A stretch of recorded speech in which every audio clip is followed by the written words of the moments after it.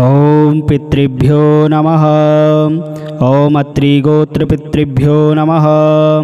ॐ भारद्वाजगोत्रपितृभ्यो नमः। ॐ गौतमगोत्रपितृभ्यो नमः। ॐ जमदग्निगोत्रपितृभ्यो नमः। ॐ वसिष्ठगोत्रपितृभ्यो नमः। ॐ कश्यपगोत्रपितृभ्यो नमः। ॐ विश्वामित्रगोत्रपितृभ्यो नमः। ॐ अंगीरसगोत्रपितृभ्यो नमः। ॐ भृगुगोत्रपितृभ्यो नमः। ॐ पुलस्त्यगोत्रपितृभ्यो नमः। ॐ पुलहगोत्रपितृभ्यो नमः। ॐ क्रतुगोत्रपितृभ्यो नमः। ॐ वसिष्ठगोत्रपितृभ्यो नमः। ॐ मरीचिगोत्रपितृभ्यो नमः। ॐ नारदगोत्रपितृभ्यो नमः। ॐ देवर्षिगोत्रपितृभ्यो नमः। ॐ ब्रह्मर्षिगोत्रपितृभ्यो नमः। ॐ राजर्षिगोत्रपितृभ्यो नमः। ॐ पितृदेवताभ्यो नमः। ॐ स्वधापितृभ्यो नमः। ॐ स्वाहापितृभ्यो नमः। ॐ नमो भगवते वासुदेवाय पितृभ्यो नमः। ॐ नारायणपितृभ्यो नमः। ॐ गोविन्दाय पितृभ्यो नमः। ॐ विष्णवे पितृभ्यो नमः। ॐ मधुसूदनाय पितृभ्यो नमः। ॐ त्रिविक्रमाय पितृभ्यो नमः। ॐ वामनाय पितृभ्यो नमः। ॐ श्रीधराय पितृभ्यो नमः। ॐ ऋषिकेशाय पितृभ्यो नमः। ॐ पद्मनाभाय पितृभ्यो नमः। ॐ दामोदराय पितृभ्यो नमः। ॐ संकर्षणाय पितृभ्यो नमः। ॐ वासुदेवाय पितृभ्यो नमः। ॐ प्रद्युम्नाय पितृभ्यो नमः। ॐ अनिरुद्धाय पितृभ्यो नमः। ॐ पुरुषोत्तमाय पितृभ्यो नमः। ॐ अधोक्षजाय पितृभ्यो नमः। ॐ नारसिंहाय पितृभ्यो नमः। ॐ अच्युताय पितृभ्यो नमः। ॐ जनार्दनाय पितृभ्यो नमः। ॐ उपेन्द्राय पितृभ्यो नमः। ॐ हरये पितृभ्यो नमः। ॐ कृष्णाय पितृभ्यो नमः। ॐ रामाय पितृभ्यो नमः। ॐ हनुमते पितृभ्यो नमः। ॐ गणेशाय पितृभ्यो नमः। ॐ कार्तिकेयाय पितृभ्यो नमः। ॐ दुर्गायै पितृभ्यो नमः। ॐ सरस्वत्यै पितृभ्यो नमः। ॐ लक्ष्म्यै पितृभ्यो नमः। ॐ कालीयै पितृभ्यो नमः। ॐ अन्नपूर्णादेव्यै पितृभ्यो नमः। ॐ गायत्री देव्यै पितृभ्यो नमः। ॐ सावित्र्यै पितृभ्यो नमः। ॐ राधादेव्यै पितृभ्यो नमः। ॐ सर्वेभ्यो पितृभ्यो नमः। ॐ वासुदेवाय पितृभ्यो नमः। ॐ ऋषिकेशाय पितृभ्यो नमः। ॐ वामनाय पितृभ्यो नमः। ॐ जनातीताय पितृभ्यो नमः। ॐ जनार्दनाय पितृभ्यो नमः। ॐ हरये पितृभ्यो नमः। ॐ कृष्णाय पितृभ्यो नमः। ॐ श्रीवत्साय पितृभ्यो नमः। ॐ गरुणध्वजाय पितृभ्यो नमः। ॐ वराहाय पितृभ्यो नमः। ॐ पुण्डरीकाक्षाय पितृभ्यो नमः। ॐ नरसिंहाय पितृभ्यो नमः। ॐ नरकान्तकाय पितृभ्यो नमः। ॐ अव्यक्ताय पितृभ्यो नमः। ॐ शाश्वताय पितृभ्यो नमः। ॐ विष्णवे नमः पितृभ्यो नमः। ॐ अनन्ताय पितृभ्यो नमः। ॐ अजाय पितृभ्यो नमः। ॐ अव्ययाय पितृभ्यो नमः। ॐ नारायणाय पितृभ्यो नमः। ॐ जगदध्यक्षाय पितृभ्यो नमः। ॐ गोविन्दाय पितृभ्यो नमः। ॐ कीर्तिभाजनाय पितृभ्यो नमः। ॐ गोवर्धनधराय पितृभ्यो नमः। ॐ देवाय पितृभ्यो नमः। ॐ भूधराय पितृभ्यो नमः। ॐ भुवनेश्वराय पितृभ्यो नमः। ॐ वेदवेत्रे पितृभ्यो नमः। ॐ यज्ञपुरुषाय पितृभ्यो नमः। ॐ यज्ञेशाय पितृभ्यो नमः। ॐ यज्ञवाहनाय पितृभ्यो नमः। ॐ चक्रपाणिने पितृभ्यो नमः। ॐ गदापाणिने पितृभ्यो नमः। ॐ शङ्खपाणिने पितृभ्यो नमः। ॐ नरोत्तमाय पितृभ्यो नमः। ॐ वैकुण्ठाय पितृभ्यो नमः। ॐ दुष्टदमनाय पितृभ्यो नमः। ओम भूगर्भाय पितृभ्यो नमः। ओम पीतवाससे पितृभ्यो नमः। ओम त्रिविक्रमाय पितृभ्यो नमः। ओम त्रिकालज्ञाय पितृभ्यो नमः। ओम त्रिमूर्तये पितृभ्यो नमः। ओम नंदिकेश्वराय पितृभ्यो नमः। ओम रामाय पितृभ्यो नमः। ओम हयग्रीवाय पितृभ्यो नमः। ओम भीमाय पितृभ्यो नमः। ओम रौद्राय पितृभ्यो नमः। ओम भवोद्भवाय पितृभ्यो नमः। ओम लक्ष्मीपतये पितृभ्यो नमः। ओम योगिने पितृभ्यो नमः। ओम समस्त पितृदेवताभ्यो नमः। ओम पितृभ्यो नमः। ओम अत्रिगोत्रपितृभ्यो नमः। ओम भारद्वाजगोत्रपितृभ्यो नमः। ओम गौतमगोत्रपितृभ्यो नमः। ओम जमदग्निगोत्रपितृभ्यो नमः। ओम वसिष्ठगोत्रपितृभ्यो नमः। ओम कश्यपगोत्रपितृभ्यो नमः। ओम विश्वामित्रगोत्रपितृभ्यो नमः। ओम अंगीरसगोत्रपितृभ्यो नमः। ओम भृगुगोत्रपितृभ्यो नमः। ओम पुलस्त्यगोत्रपितृभ्यो नमः। ओम पुलह गोत्रपितृभ्यो नमः। ओम क्रतुगोत्रपितृभ्यो नमः। ओम वसिष्ठगोत्रपितृभ्यो नमः। ओम मरीचिगोत्रपितृभ्यो नमः। ओम नारदगोत्रपितृभ्यो नमः। ओम देवर्षिगोत्रपितृभ्यो नमः। ओम ब्रह्मर्षिगोत्रपितृभ्यो नमः। ओम राजर्षिगोत्रपितृभ्यो नमः। ओम पितृदेवताभ्यो नमः। ओम स्वधापितृभ्यो नमः। ओम स्वाहापितृभ्यो नमः। ओम नमो भगवते वासुदेवाय पितृभ्यो नमः। ओम नारायणपितृभ्यो नमः। ओम गोविन्दाय पितृभ्यो नमः। ओम विष्णवे पितृभ्यो नमः। ओम मधुसूदनाय पितृभ्यो नमः। ओम त्रिविक्रमाय पितृभ्यो नमः। ओम वामनाय पितृभ्यो नमः। ओम श्रीधराय पितृभ्यो नमः। ओम ऋषिकेशाय पितृभ्यो नमः। ओम पद्मनाभाय पितृभ्यो नमः। ओम दामोदराय पितृभ्यो नमः। ओम संकर्षणाय पितृभ्यो नमः। ओम वासुदेवाय पितृभ्यो नमः। ओम प्रद्युम्नाय पितृभ्यो नमः। ओम अनिरुद्धाय पितृभ्यो नमः। ओम पुरुषोत्तमाय पितृभ्यो नमः। ओम अधोक्षजाय पितृभ्यो नमः। ओम नारसिंहाय पितृभ्यो नमः। ओम अच्युताय पितृभ्यो नमः। ओम जनार्दनाय पितृभ्यो नमः। ओम उपेन्द्राय पितृभ्यो नमः। ओम हरये पितृभ्यो नमः। ओम कृष्णाय पितृभ्यो नमः। ओम रामाय पितृभ्यो नमः। ओम हनुमते पितृभ्यो नमः। ओम गणेशाय पितृभ्यो नमः। ओम कार्तिकेयाय पितृभ्यो नमः। ओम दुर्गायै पितृभ्यो नमः। ओम सरस्वत्यै पितृभ्यो नमः। ओम लक्ष्म्यै पितृभ्यो नमः। ओम कालीयै पितृभ्यो नमः। ओम अन्नपूर्णादेव्यै पितृभ्यो नमः। ओम गायत्री देव्यै पितृभ्यो नमः। ओम सावित्र्यै पितृभ्यो नमः। ओम राधादेव्यै पितृभ्यो नमः। ओम सर्वेभ्यो पितृभ्यो नमः। ओम वासुदेवाय पितृभ्यो नमः। ओम ऋषिकेशाय पितृभ्यो नमः। ओम वामनाय पितृभ्यो नमः। ओम जनातीताय पितृभ्यो नमः। ओम जनार्दनाय पितृभ्यो नमः। ओम हरये पितृभ्यो नमः। ओम कृष्णाय पितृभ्यो नमः।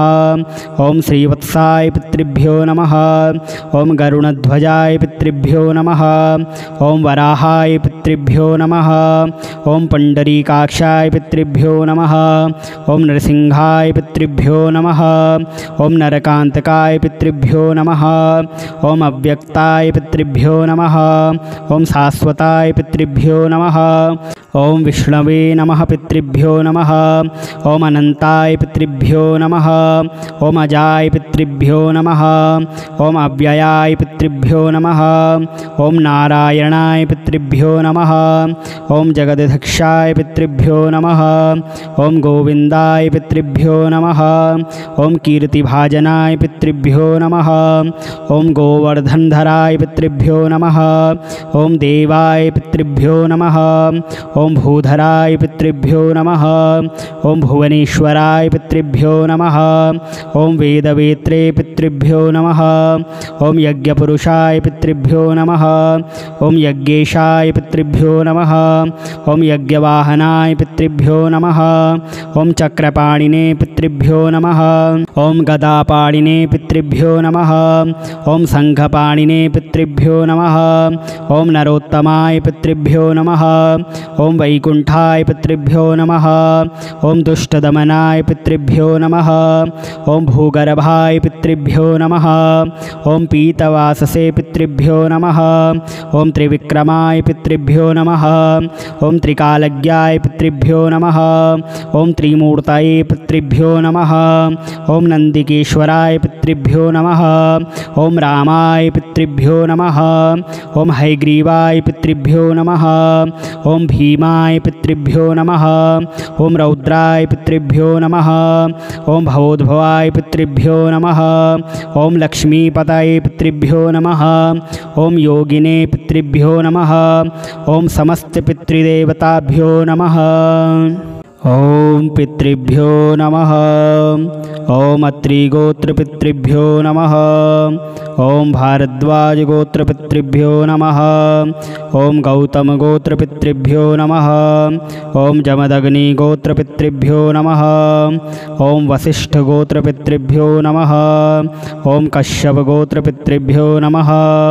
ॐ विश्वामित्रगोत्रपितृभ्यो नमः ॐ अंगीरसगोत्रपितृभ्यो नमः ॐ भृगुगोत्रपितृभ्यो नमः ॐ पुलस्त्यगोत्रपितृभ्यो नमः ॐ पुलह गोत्रपितृभ्यो नमः ॐ क्रतुगोत्रपितृभ्यो नमः ॐ वसिष्ठगोत्रपितृभ्यो नमः ॐ मरीचिगोत्रपितृभ्यो नमः ॐ नारदगोत्रपितृभ्यो नमः ॐ देवर्षिगोत्रपितृभ्यो नमः ॐ ब्रह्मर्षिगोत्रपितृभ्यो नमः ॐ राजर्षिगोत्रपितृभ्यो नमः ॐ पितृदेवताभ्यो नमः ॐ स्वधापितृभ्यो नमः ॐ स्वाहापितृभ्यो नमः ॐ नमो भगवते वासुदेवाय पितृभ्यो नमः ॐ नारायणपितृभ्यो नमः ॐ गोविन्दाय पितृभ्यो नमः ॐ विष्णवे पितृभ्यो नमः ॐ मधुसूदनाय पितृभ्यो नमः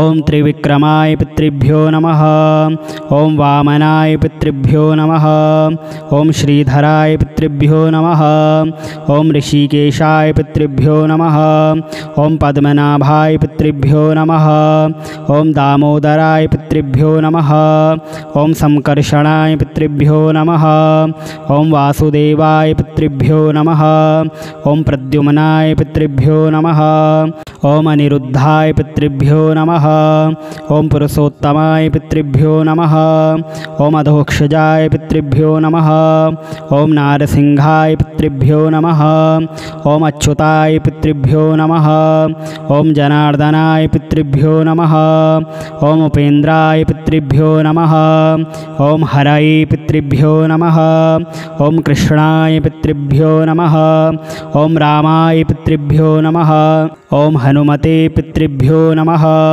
ॐ गणेशाय पितृभ्यो नमः ॐ कार्तिकेयाय पितृभ्यो नमः ॐ दुर्गायै पितृभ्यो नमः ॐ सरस्वत्यै पितृभ्यो नमः ॐ लक्ष्म्यै पितृभ्यो नमः ॐ कालीयै पितृभ्यो नमः ॐ अन्नपूर्णादेव्यै पितृभ्यो नमः ॐ गायत्रीदेव्यै पितृभ्यो नमः ॐ सावित्र्यै पितृभ्यो नमः ॐ राधादेव्यै पितृभ्यो नमः ॐ सर्वेभ्यो पितृभ्यो नमः ॐ वासुदेवाय पितृभ्यो नमः ॐ ऋषिकेशाय पितृभ्यो नमः ॐ वामनाय पितृभ्यो नमः ॐ जनातीताय पितृभ्यो नमः ॐ जनार्दनाय पितृभ्यो नमः।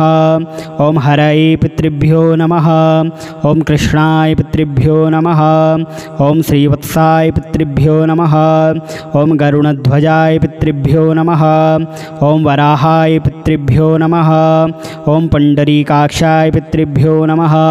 ओम नरसिंहाय पितृभ्यो नमः।